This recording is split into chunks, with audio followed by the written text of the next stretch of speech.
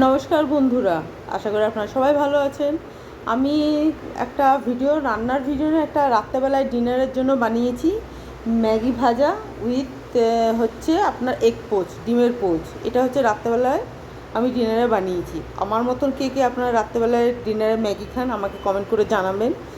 তো ভাত খেতেও ভালো লাগছিলো না, রুটি খেতেও ভালো লাগছিলো না, আর নিজের জন্য কি বানাবো, তো ভাবলাম তাহলে যখন একার জন্য আর তো ভালো লাগে না রুটি ভাত কিছু করতে, তাহলে একটুখানি ম্যাগি ভাজাই করে নিই। যার জন্য আমি দেখুন গাজর ক্যাপসিকাম পেঁয়াজ যা ছিল ঘরের মধ্যে যা ছিল সেগুলোকে হালকা করে ভেজে নিয়ে ম্যাগিটাকে সেদ্ধ করে রেখেছি। একটুখানি নুন দিয়ে দিলাম, একটুখানি ম্যাগি মশলা দিয়ে যেমন করে ম্যাগি করে ম্যাগি ভাজা করলাম।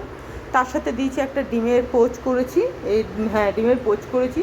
আর সত্যি কথা বলতে ডিমের পোচ না ওরকম মানে কুসুমটা বেরিয়ে আসে ওরকম একটু খুব একটা পছন্দ করি না, যাতে কুসুমটা একটু টাইট হয়ে থাকে সেরকমই আমি একটু করার চেষ্টা করেছি। তো এটা হলো আমার আজকের ডিনার, মানে এটা হচ্ছে গতকালের ডিনার, যেটা আমি ভিডিওটা আমি আজকে পোস্ট করছি।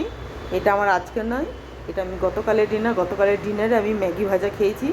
যেহেতু মেয়ে ছিল না, মেয়ের ডিউটি ছিল, সেই জন্য কী করব ভাত আর রুটি না করে একেবারে আমি নিজের জন্য ম্যাগি ভাজা করে নিয়েছি। তো আপনারা কে কে আমার মতন রাত্রেবেলায় ডিনারে ম্যাগি খান আমাকে সেটা কমেন্ট করে জানাবেন।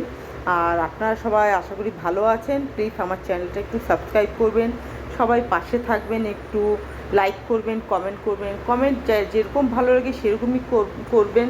হ্যাঁ, তাতে আমি খুব খুশি হব। ভুল ত্রুটি কিছু হয়ে থাকে সেটাও যদি আমাকে কমেন্ট করে জানান আমি তাতেও খুশি হব।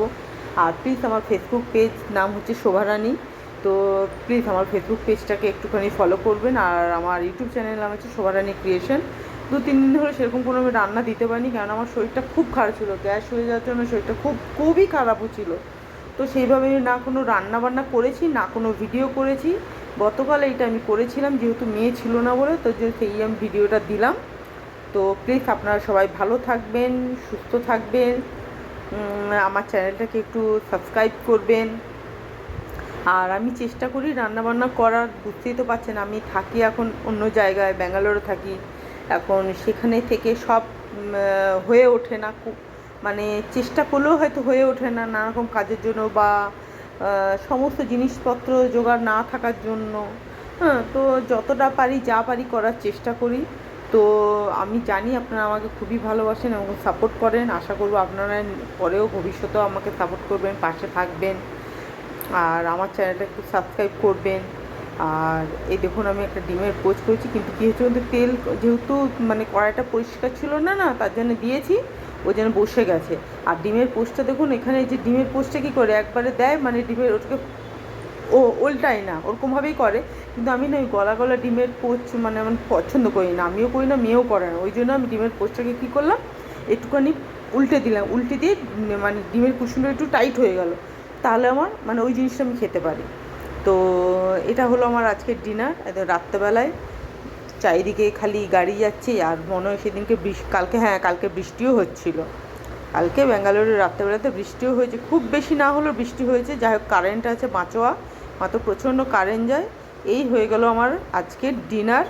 তো তো আমি এটা আশা করব আপনারা কে কে রাত্রেবেলায় ডিনারে ম্যাগি খান সেটা। তো আপনারা সবাই ভালো থাকবেন, সুস্থ থাকবেন, আমার পাশে থাকবেন। আর এরপর নিশ্চয়ই আসবো অন্য কোনো ভিডিও বা কোনো ব্লগ নিয়ে। তো সবাই ভালো থাকবেন, ধন্যবাদ।